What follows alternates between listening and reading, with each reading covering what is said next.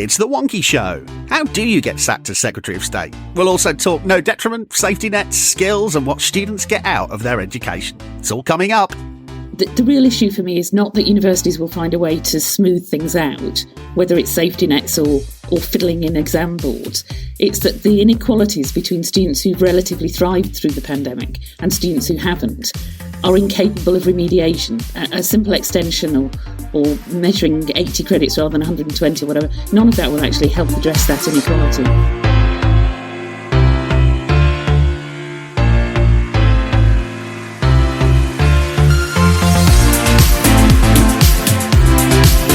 Welcome to the Wonkhe Show, your direct way into this week's higher education news, policy and analysis. I'm your host, Jim Dickinson, and here to pick us up after a punishing start to the year, as ever, three of the country's top brass thinkers on higher education. In London, Jonathan Simmons is Director at Public First. Jonathan, your highlight of the week? I think having to listen to Gavin Williamson for what seemed like about 68 hours at the Select Committee yesterday. More of that later. In Edinburgh, Sue Rigby is Vice Chancellor at Bath Spa University. Sue, your highlight of the week?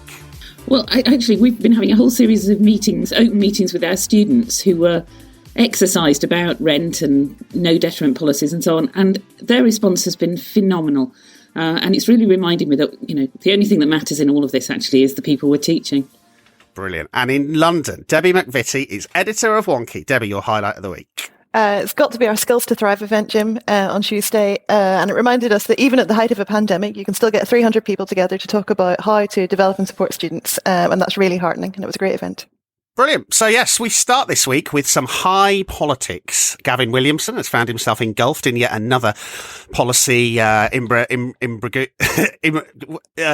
Natalie Imbruglia over free school meals. Jonathan, how do you lose your job as Secretary of State these days? Well, and such was the title of a BBC Online piece, which Sean Coughlin posted yesterday, which is essentially why has Gavin Williamson not yet lost his job? How does he cling on? I mean, I think the broad context to this is that we are, in normal times, we would have had a reshuffle by now. So the government did a reshuffle last in February 2020. We're pretty much due one now. And Gavin Williamson has actually been in post since July 2019. So he was in space before the election. So he has actually statistically outlasted the average tenure of a Secretary of State, which is just over 12 months. Michelle Donnellan has been in post since February last year. So again, as a junior minister, you'd expect, all things being equal, for there to be a reshuffle around about now. And it's always difficult to think about when you do a reshuffle, because actually as a Prime Minister, almost every Prime Minister in their memoirs says that they hate doing reshuffles, because it essentially means you have to fire some of your colleagues. And they then go and sit on the back benches, and they have the potential to cause you significant issues. And despite the fact that Boris Johnson has an 80-seat majority, it's not that secure. There are various groups bubbling around on the Tory backbenches who are disappointed with him over, Brexit, of course, the famous European Research Group. We now have the COVID Research Group. There's the Northern Research Group. There's the Research Group of Research Groups, but not yet, but that will surely come. But so he doesn't, most Prime Ministers don't really like having to make changes unless they have to. And the one thing we know about Boris Johnson is that he's also pretty much temperamentally unsuited to delivering bad news. And I think we've all seen that over the course of the pandemic, that actually taking tough decisions, unless you really, really have to, unless it is quite literally a matter of life and death, this is not a Prime Minister who likes doing so. So the temptation is to just hold off on the reshuffle. And despite the fact that everyone sort of thought we might get one in the spring, it might now not be until later on in the summer. And that does create some issues, because Gavin Williamson is not the most popular Secretary of State with the higher education sector, with the school sector, with Conservative voters, or with voters in general. But apart from that, everyone likes him. Michelle Donnellan, there's no polling data on junior ministers.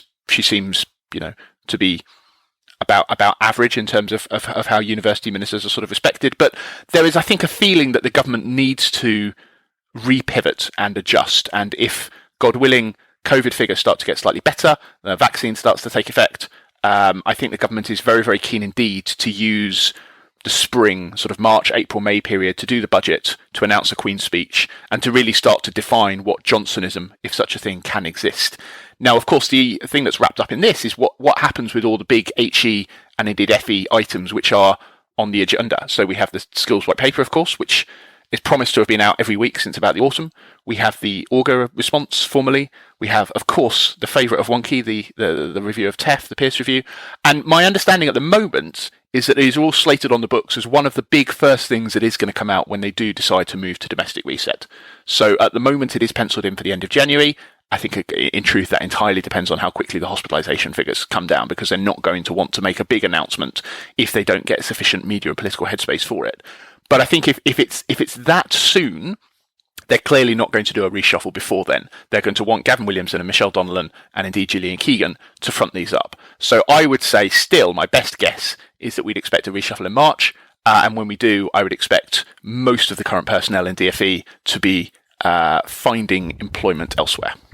Well, fascinating stuff. Now, as well as that kind of big macro question about the kind of reset outputs, there's a bunch of contemporary issues about kind of higher education, aren't there, Debbie? And there weren't many questions at Education Committee on HE. Many of the newer universities especially do not have financial reserves and are now struggling financially. And there is a concern that it's the survival of the fittest in terms of the university sector. There's also a problem for students. I've got 2 sitting in my house now who can't go back to university but are paying high accommodation costs. What will you be doing for the students, but also for the financial security of our university and academic sector? So we'll always be. We saw action undertaken in terms of supporting universities, so how they can give that additional support for students before Christmas. We're obviously reviewing that currently, as the Prime Minister mentioned the other day. You're right to highlight that there are some institutions of all ages that are potentially in a place where they may find themselves in financial difficulty. This is why we set up a restructuring regime if universities are in a position where they're facing financial challenges, so that we actually have a program in place to support those universities if they're facing some real challenges. That's already been established. It stands ready to go. We've been in a very fortunate position that, despite some of the concerns that people had about collapse within the university sector, that hasn't materialised. But we have been very aware that we've got to have that contingency in place if universities do find themselves in difficulty. Thank you. Just on that, the support offered to my local university was for management consultants to come in and tell them how to manage, and to be given a 1-year loan, not a grant, which wasn't what they needed. They know how to manage their university, and they need a grant, not a loan, to cover their lost costs. So I hope that will be extended to something which suits them more and enables them to continue, because they've had to have major cuts to staff. And you know, we do recognise that universities will have to restructure themselves in order to be able. Some universities will have to restructure what they offer, how they run, how they're managed as part of that. But you know, we've been clear that actually there is a regime where universities are in a place where they aren't going to be able to continue. We have a mechanism working with the Treasury as to how we manage those potential problems within the sector. And I think that's the right approach to do. But what we're wanting to do is avoid universities getting into that place. And that's why we put the other measures in terms of how we change the financing and the additional support for universities, including in terms of extra support through research that's helped so many universities. Thank you. Yeah, so on the key questions of whether students' costs should be reimbursed, given that most of them now have to stay at home this term, he was unclear, and likewise on the question of the costs that continue to accrue to universities of coping with the COVID-19 pandemic, likewise unclear.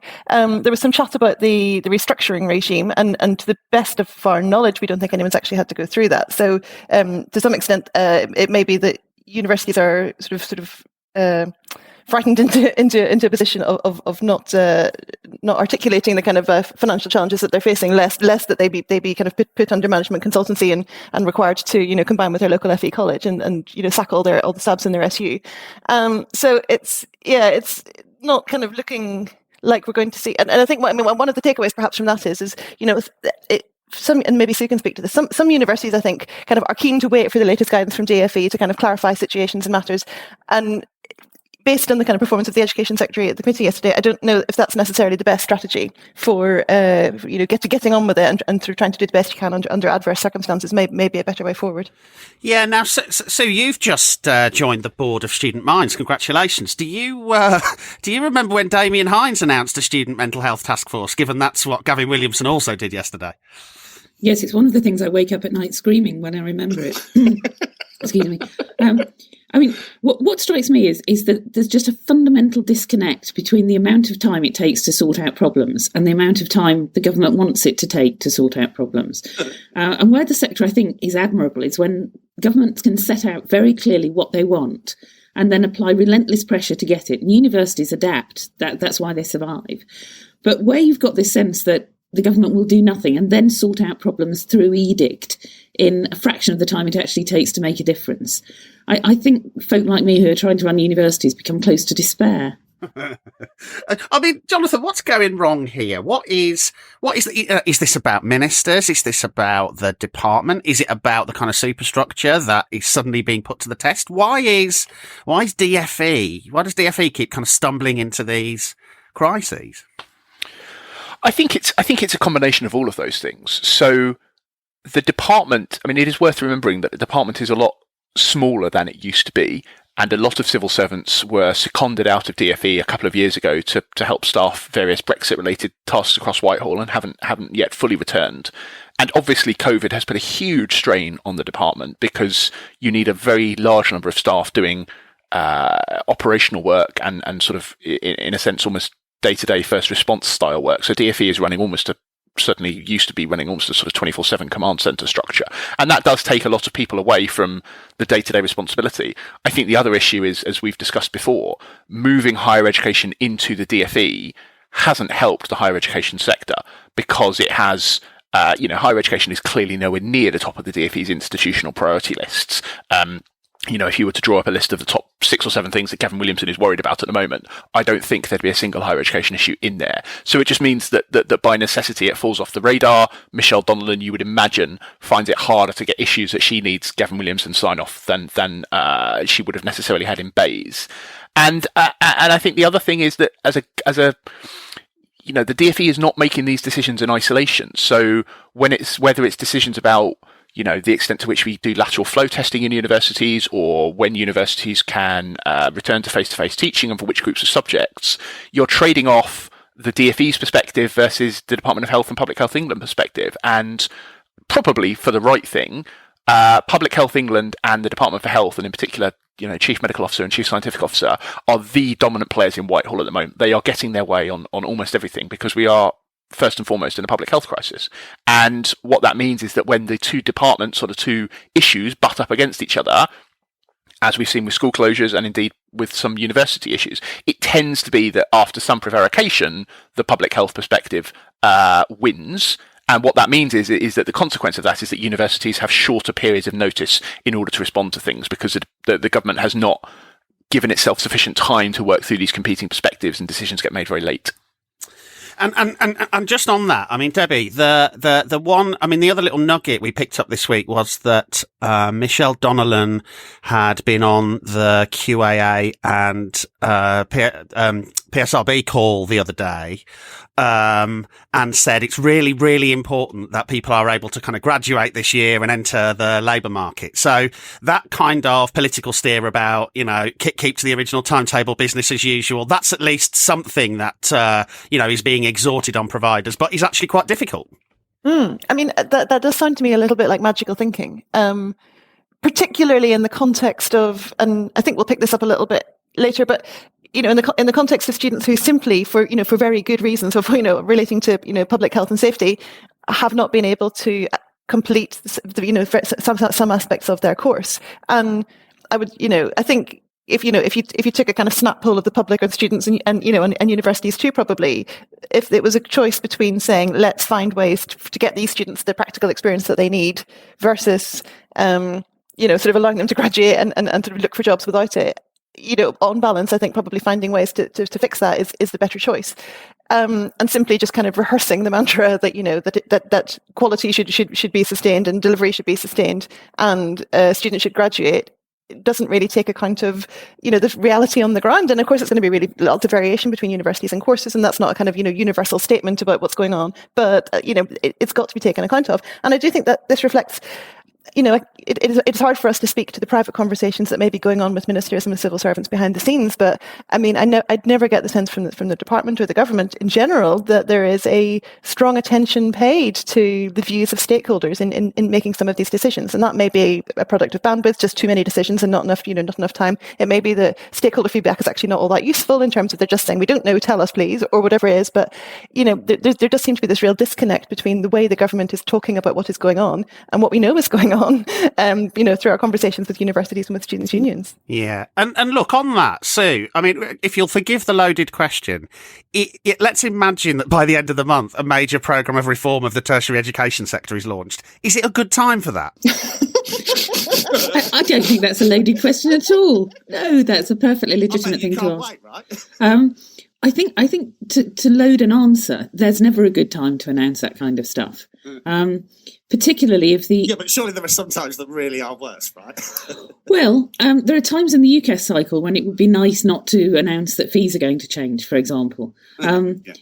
I think in truth, what we're missing is clarity about what is wanted. And so there's a real fear in the sector that responses that the government is making, whether they're short-term around lateral flow testing or graduating on time, or long-term around the shape of the sector, that they're driven by finances and by an asymmetrical understanding of what the sector has to offer, rather than being kind of driven by clarity about the graduate workforce that the country will need to recover from the pandemic. And things like the Augar Review, for example, are completely out of date now because they were pre-pandemic. In fact, almost all of the thinking around universities is out of date because it's pre-pandemic. So my sense would be that the right thing to do is start again from saying, what does the country need in the next decade to get over the biggest financial challenge that it's probably ever faced since we started collecting taxes? And then what shape of university sector and shared university college sector do you need to deliver that? Actually, once the bones of that are in place, it would be possible to move at any time of year towards the solution. But using these inherited policies that have a smack of wanting to save money rather than produce skills makes me very, very nervous about the outcome. Here you go, Sue. Rigby calls for a new post-18 review of higher education funding. No, but look, seriously, you heard it here first. Look, Jonathan, seriously. I mean, there's nothing, some people can argue about the conclusions of the Augar Review, but it was a fairly serious piece of work that looked in depth at a set of issues. Have the issues now changed so fundamentally that, the danger is that the response to it amounts to retrofitting and the retrofitting might not work? So I think at the moment, I think we as a sector, and including the government, would find it hard to distinguish signal from noise. So I don't think I could say, hand on heart, if we did nothing, what universities will look like in, let's say, 3 years' time. Are we going to be in a world where there has been some things fundamentally shifted? Are we going to be in a world when some things come back to normal, pre-pandemic? We just don't know. And as a point of principle, I then find it quite hard to make a justification for big structural changes, because if you don't know the situation if you don't know your base case and you don't really have an idea as to what you're trying to move to, almost by definition, you're going to have bad policy being made. That's just a sort of theoretical point. So I do think there is a danger that, well, I mean, we just don't know about Augar, do we? So as you say, it was a very, very, I thought it was a very sound piece of theoretical analysis. Are bits of it out of date? Certainly. Are bits of it still relevant? Probably, but I don't know which bits. I think the other complicating factor here, of course, is that the government has no money. We have spent untold billions of pounds correctly propping the economy up for the last year, and we will continue to spend billions of pounds through to at least the first half of this year until the economy does more or less return to normal. And it's undoubtedly going to be true that in the budget in March, we commit to further billions of pounds. There is a real issue, we can't wish it away, there's a real issue about how we do finance higher education and the right combination of fees versus taxpayer support. But again, because we don't have the structural environment to make the decision yet about Our fee's going to be 7.5, our fee's going to be 6, are they going to be 9 and a bit, are they going to be 0? It's just, we don't have the levers and we don't have the data and we don't have the bandwidth to be making these serious decisions at the moment. Apart from that, it's a brilliant time to do a review of tertiary education, and I can't wait to read it when it all comes out. But I suspect, and everyone is going to get very excited about it and correctly think about what it means for their institutions. I suspect that if it is launched at the end of this month, it will pretty quickly be superseded by events, at least by the end of this calendar year, if not more, when we do have a spending review, when we do have a new ministerial team. So whilst I would never urge a sector to completely ignore a big major review that comes out of DFE, I suspect this might not quite have the impact it was thought to have when, for example, Augur was commissioned all that time ago. And Jonathan, just before we move on, the speculation at the weekend I thought was interesting. So Kemi Badenoch, Oliver Dowden, who might replace Gavin? And what might the implications be? Well, I think if it's Kemi Badenoch, then we are just going to get War on Woke ramped up to 11. That is essentially what she is known for. And I think Oliver Dowden is almost the complete opposite. Oliver Dowden is a Damien Hines style, calm, technocrat, Nicky Morgan style. Kemi Badenoch is a, playing to the base Secretary of State. And so if I had to guess, I'd say it's much more likely to be an Oliver Dowden type. I've long thought that Anne-Marie Trevelyan might be the new replacement, the former DFID Secretary of State, who obviously lost her job when DFID was abolished. I suspect we are in for a world of slightly more calm and conciliatory Secretaries of State, because one of the major jobs for the DFE is to rebuild stakeholder relationships, and I suspect that that's what Number 10 will go for as part of this broader, Cummings-less, slightly more conciliatory domestic reset they're going to try and push down on. Well, exciting times. Now, let's see who's been blogging for us this week. My name is Jovan Byford, and I'm a senior lecturer in psychology at the Open University. My article, Understanding the IHRA Definition of Antisemitism, makes a positive case for the adoption of the IHRA definition by UK universities. In the article, I argue that the IHRA definition is far less controversial than its opponents would lead us to believe, and that the objections, most notably that the definition poses a threat to free speech and academic freedom, stem from a misunderstanding of the content, history and purpose of the IHRA definition. The definition of antisemitism addresses a very real problem, namely the fact that today, antisemitism that manifests itself in debates over Israel and Palestine often remains unrecognized and is allowed to persist unchallenged, including on university campuses. So, the adoption of the definition should not be seen as a sinister threat to academic freedom, but a positive development in the context of the broader endeavour to improve equality and diversity within higher education. Hi, I'm Wonkhe's Editor-in-Chief Mark Leach, and it's the start of a new term, so I'm here to remind you that the Wonkhe Daily is now back in your inboxes at 8 a.m. every morning. The Daily is our way of helping you navigate the constantly shifting policy goings-on and to make sense of it. How universities are covered in the mainstream media, what policymakers, politicians and government departments are doing across the UK. The latest research reports, consultations, sector agency movements, and right now, I'm sorry to say, the ever-changing COVID crisis and what it means for universities. It's a good time to sign up, as we're also expecting a fresh wave of higher education policy from Westminster to emerge imminently. Brace for all of that, and make sure you're getting the Daily to stay ahead of the curve. Head to the form at wonkhe.com/daily, and if your university already subscribes, you'll be added automatically. Otherwise, we'll be in touch with how you can take out a free trial. That's wonkhe.com/daily. We'll see you in the morning. Now, my students' spidey senses have been tingling since before Christmas over calls for no detriment or student safety net policies. And partly thanks to quite a successful campaign, actually, from the TAB, those calls have intensified over the past couple of weeks, with the Russell Group taking the unusual step of issuing a statement, swiftly followed by a counter-statement from Russell Group Students' Union leaders. Now, where's all of this at, Sue? All of these discussions about kind of safety nets and no detriment and, what's going on, on the ground? Well, it is an absolutely fascinating time to be interested in how you assess the outcomes of a degree, isn't it? That's all four of us are really, really enjoying this a great deal. We have a problem, and it's a much bigger problem than we had in the summer last year when we went into lockdown first time. And that is that students have been working in these atypical conditions now for the best part of 12 months. And the two outcomes from that are, on the one hand, it's getting much, much harder for students who are struggling at the beginning to carry on. And any degree of no detrimental support can't accommodate for the fact that a minority of students are finding it almost impossible to carry on with their studies because they were in suboptimal conditions beforehand. and they've just stayed there. When things are bad, they don't automatically and spontaneously get better. And there's only so much that universities can do to help with that. The other problem, which is more where the no detriment policies come in, are that for many students, we have no measure pre-pandemic of their function and their capacities at the level of study that they're now being assessed on. So when we went into lockdown to begin with, we had a clean semester of attainment at the level that the student was at. And we could realistically look at that and say, surely in the second semester, a student would have been unlikely to do worse than they did before. Now we have no such level. So we would be in the absolutely kind of disreputable position, were we to do no detriment again, of saying your performance a year ago when you were studying at a different level is what we'll use to guarantee a baseline of performance now. Your GCSEs guarantee that you can't do worse than that at A level. Given that many students actually improve as they go through university, I don't know to what extent that would actually help.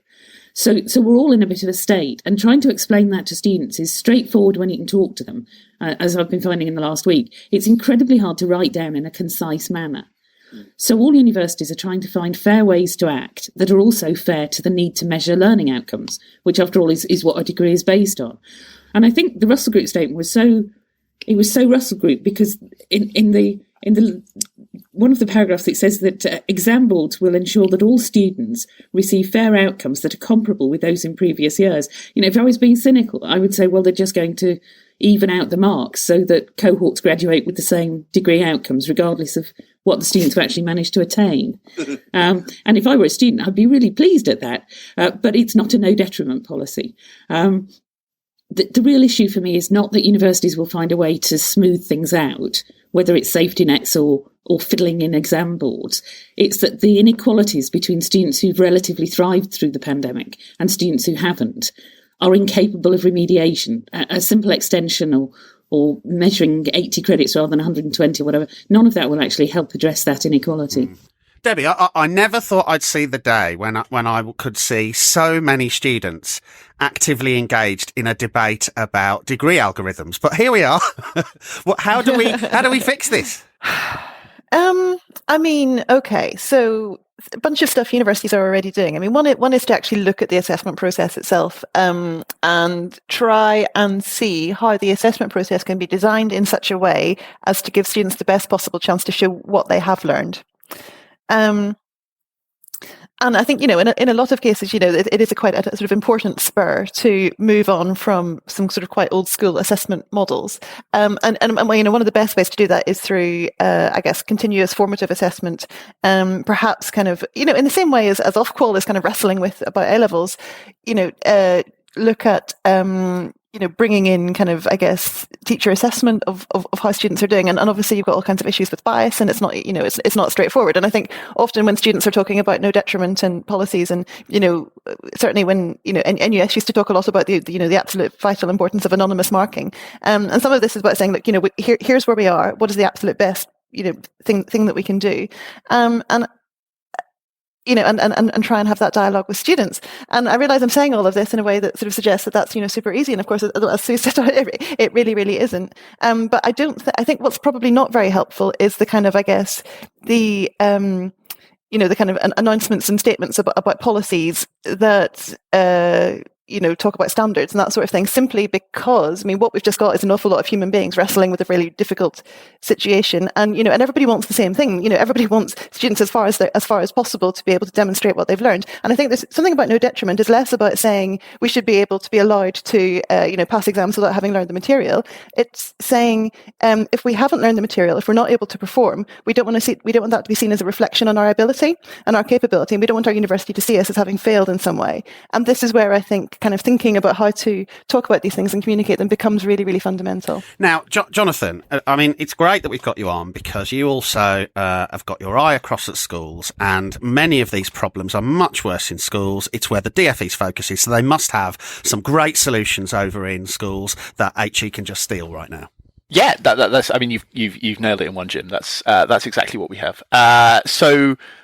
Well, it's quite straightforward, which is that in schools, it was very important that we are going to have exams up until the point where we are not now having exams. And it's very important that we have teacher judgment other than when we are not using teacher judgment. And it's very important that we don't have an algorithm other than when we are going to have standardization. So the plan for GCSEs and A-levels, and stop me if this is confusing, is that we are going to have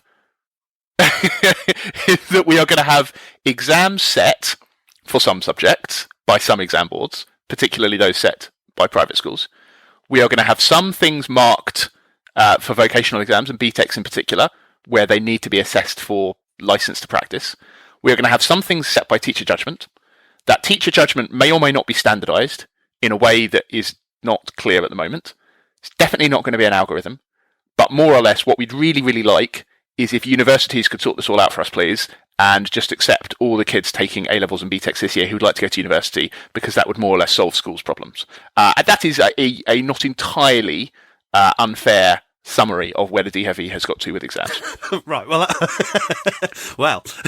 well, that was great. Now, oh well. Now, look, Sue. The other thing I've been picking up is clearly to generate an educational outcome takes two to tango, right? So students have to put some effort in, universities have to put some effort in, and lots of the statements that have been coming out from some universities effectively say we recognise that students have struggled. But I keep picking up in tab articles and tweets from students that they're angry that there's not a lot of recognition that universities have also struggled. And is there something difficult that universities are finding it hard to kind of say out loud because of the kind of legal position about whether universities and their staff have also struggled to deliver their end of the bargain? Well, that would be a legal issue, Jim, and I couldn't possibly comment.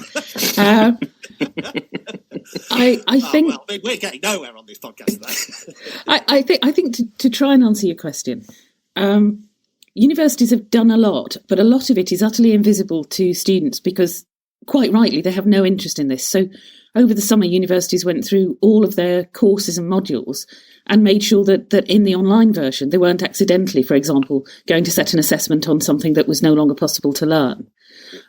They've then issued, very significant amendments to the assessment strategies to accommodate, as far as you can, the fact that we can't see students.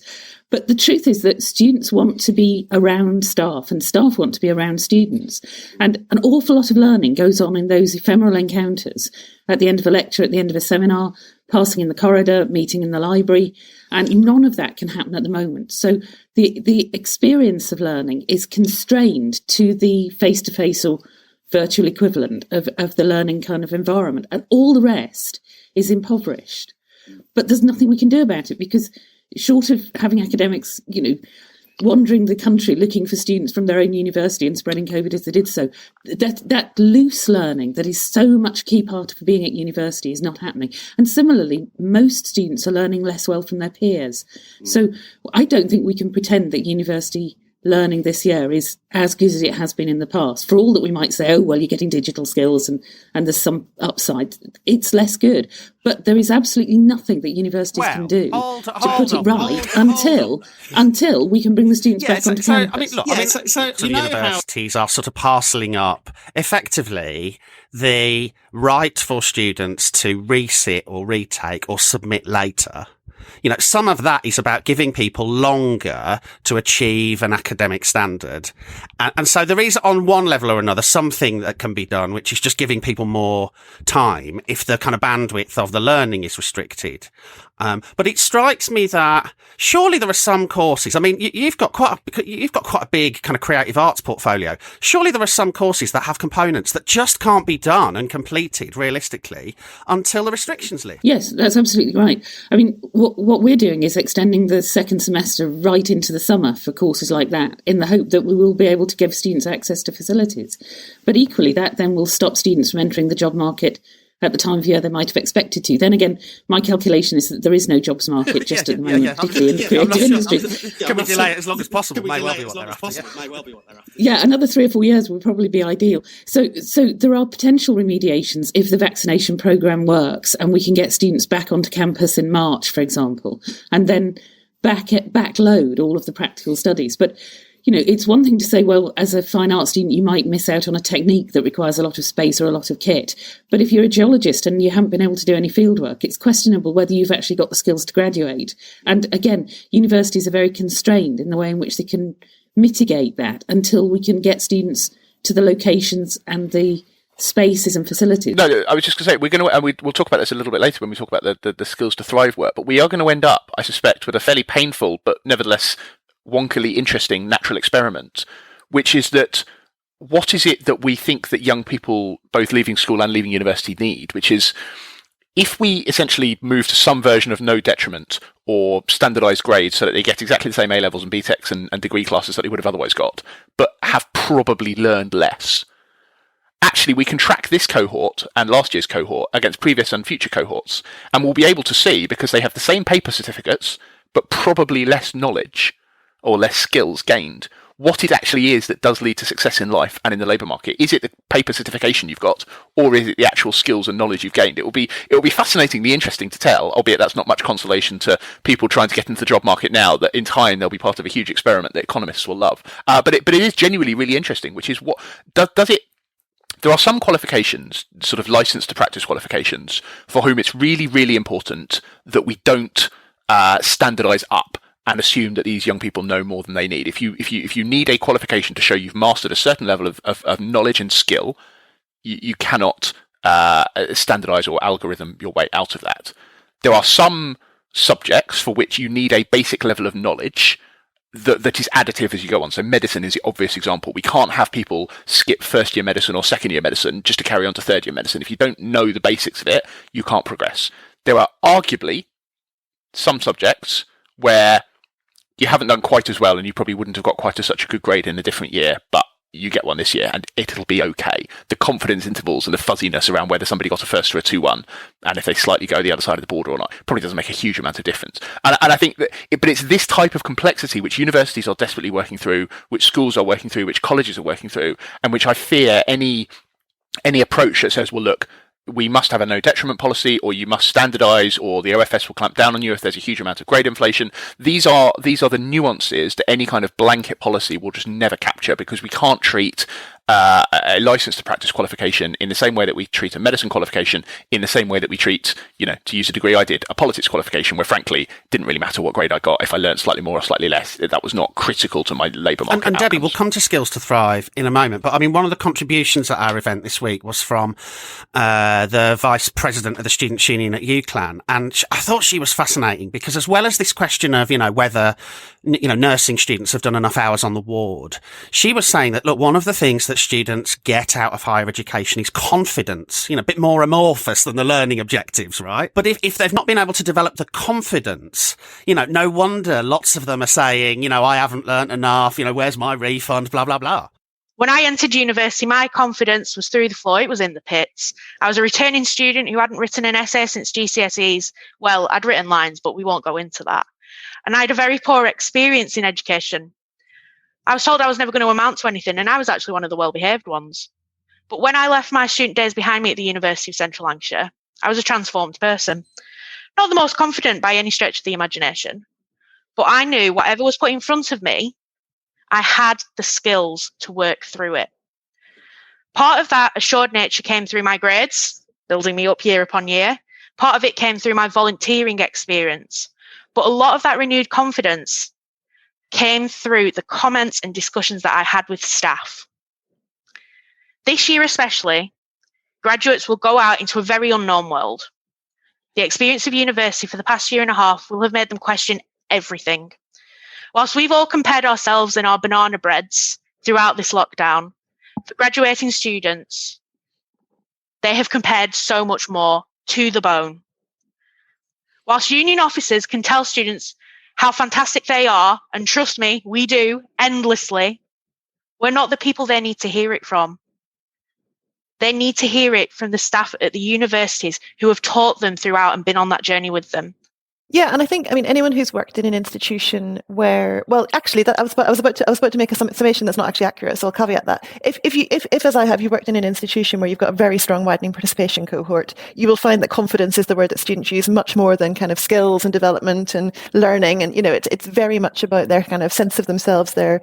But you'll also hear that, and you see that in the papers as well. There was an article just this morning about students from widening participation backgrounds in selective and high prestige universities talking about how being in that environment can feel, that they talk a lot about imposter syndrome and the need to kind of assert their right to be there and hope that it wasn't just an administrative error that got them in the first place. And for students, this is so important. And I think actually, if you look at something that Stephen Isherwood said at the event, which he talked about, when employers are looking to recruit graduates, one of the things they're looking for is potential, which is another kind of non-measurable entity. But in some ways, it's sort of the same thing. It's this sense of yourself as someone who's going places, who's got your own personal agenda. You've got your ambitions. You're on this journey. You're not the finished article, but you're sort of ready to take on the next challenge. And to be able to kind of assert yourself and reflect yourself in that way back to the world does take this really quite kind of clear sort of centeredness, confidence in what you've got to offer. So, in many ways, I think everyone's talking about the same thing, but it's, trying to really kind of get under the skin of what students mean when they're talking about being confident and what builds that confidence. Seems like a really interesting way into this debate. Now it's time for Yes, but does it correlate? Here to ask this week's correlation question is Wonkhe's Associate Editor, David Kernahan. Welcome to the first Yes, but does it correlate of the completely uneventful and normal year that is 2021. The Office for Students has been looking into overall sector-wide graduate well-being, but the source graduate outcomes data is also available from HESA at provider level. I've cross-plotted the percentage of graduates from a provider that agree or strongly agree that their current activity is meaningful against the size of the provider in terms of the total number of students. What I'm wondering here is whether a smaller, friendlier, human-scale provider can help graduates find meaning in what they do after they graduate. Is this the case? Does it correlate? I think it does not correlate, with apologies to Sue, because I think lots of students are going to find that being in that environment is absolutely the right thing for them, but I think there's probably a stretch to say that it helps them find meaning. I was about to agree with you, Debbie. I mean, I think hopefully students have chosen an institution in the first case that will allow them to thrive individually. And I mean, I agree with both of you, which probably means I should tactically say the other one. But I suspect, given that most students self-select institutions, students ought to be able to thrive in bigger institutions because they've actively chosen one. The answer is no. There is no relationship. Positive responses to this question about finding meaning in what graduates do are mostly between 80 and 90% for most providers. There are a few smaller outliers. As a sector, we should be glad that graduates are able to find meaning in their work after graduation, and it is very interesting that there is little variation by provider in this finding. What little there appears to be is caused by a difference in subject mix. Some, but not all, arts-intensive providers seem to suffer here. Data is from graduate outcomes and from the HESA student record. Providers are shown when data is present for both fields, and I've omitted the Open University to make the graph easier to read. And where the data doesn't exist, I've not plotted it. And finally, we were talking about it earlier. This week was our Skills to Thrive event. Debbie, fill us in. So this week we published some research and then we had an event to talk about it and the kind of wider questions that were being covered in the research. So we did a survey with our partners at Adobe. Early last term. And the aim there was to try and bring the educator voice into questions about student development and sort of graduate skills and employability and that sort of thing, and try and understand what educators, so people kind of working, doing learning and teaching with students and supporting them to develop in universities, feel about skills. So we asked about essential skills, what the students need to be able to develop in order to thrive in their future lives, whether in the workforce or, in the world beyond the workforce, where people think responsibilities lie for developing student skills, and how the skills are woven into curricula and monitored as part of a sort of institutional program or as part of things like formal assessment and so on. So all of that is on the site, and we've pulled together some actionable insights. So do go and have a look. But I think, thinking about the debate that came out of it, some of the feedback we got in the survey, and in the conversations we had at the event this week, I suppose my key takeaways from this whole process is just how contentious this area is. I mean, we've talked a lot, about culture wars and freedom of speech and politics and all the rest of it. But, I don't think I've ever had so much kind of people coming back and saying, no, I disagree, than when we started talking about skills. And I think this is because this topic speaks to questions about the kind of wider purpose and value of higher education. What it means to study in higher education, what you gain from that, what you're then able to do in the world. And that's really, I think, really taps into people's kind of passions. And I think it's also an area where educators might feel a little bit under siege from some aspects of the public debate. So it sort of makes sense that they would experience it as being quite something that really kind of triggers them. Perhaps isn't quite the right word, but you know what I mean. Well, I can channel my inner Nick Gibb here a little bit, which is that I always find this debate slightly unsatisfactory. I have to say, I suspect I'm probably, I don't know the balance of commentary you've had, Debbie, whether it's been sort of positive or negative about it. But my take on this is that, employers since about the year dot have been saying that they value these softer skills, and there's been endless, World Economic Forum and other things saying that it's all about, problem solving and communication and resilience. And of course, on the one hand, that is true. On the other hand, of course, I'm yet to see many major graduate employers not screened by degree class. There are some, but most employers screen by degree class, and a lot screen by type of institution you've attended as well. So there is a disconnect between what employers say they want and what they're using as an actual proxy for recruitment. But I suppose, secondly, my other skepticism about this is that there is a danger that this debate gets us into sort of slightly unhelpful future gazing and 21st century skills and jobs that haven't been invented yet. And actually, the fact of the matter is that, we have needed, ever since we've had a modern functioning service-driven labour market, we've needed graduates and indeed non-graduates who are able to work in teams, who are resilient, who can communicate, who can solve problems. These are not new skills. These are skills that a modern service economy has needed for the last 50 years. And indeed, graduates have demonstrably been able to deliver. That's why we have a graduate premium. That's the way in which you measure these things. If we didn't, then people wouldn't pay more money for graduates who are more likely to have these skills. But also, my final grumpy point on this is that you can't develop these skills in isolation. What does it mean to think critically? What does it mean to solve a problem? What does it mean to be creative? You can only think critically about a domain. So part of what you learn at university in studying your subject to a high degree is you learn to think critically about that domain. I think I can think fairly critically about education policy. I can't remotely think critically about art. And that's because I don't have a critical thinking skill. I know a lot about public policy making. I know absolutely nothing about art. So I can wander around the Tate Gallery and say, that's a nice picture. I don't like that picture. But I have no idea why. I can't engage with medium and brushstroke and use of light because these are meaningless terms to me. So I worry that in an effort to say that we need to teach students these skills, I worry that we divorce them from the basic and most effective way in which they gain these skills, which is through mastery of their subject. This piece of work is really stimulating, and I thought it was very impressive as well. And I think in one brief survey, you've probably taken this debate further than we managed in 4 years of thinking about Learning Gain and spending quite a lot of Hefke's money to do it. I think at the end of saying that, what it does is highlight that the issues still persist.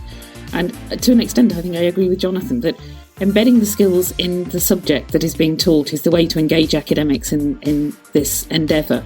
And most academics would say they already do that. If the skills appear to be invisible to students, they stop being invisible as the student starts to write their CV. And I think the problem inherently is probably less about the attributes that students leave university with and more about the fact that we're locked in a very tired debate between employers who are bound to say that they have to do some training of graduates when they recruit them and academics who rile at that and refuse to teach to what they perceive as the employer's wish list. When we can move away from that, I think we'll very quickly be able to resolve this. And the resolution is not by bringing in very complicated new pedagogies. It's by probably rebalancing the assessment to value these skills as well as the subject framing in which they sit.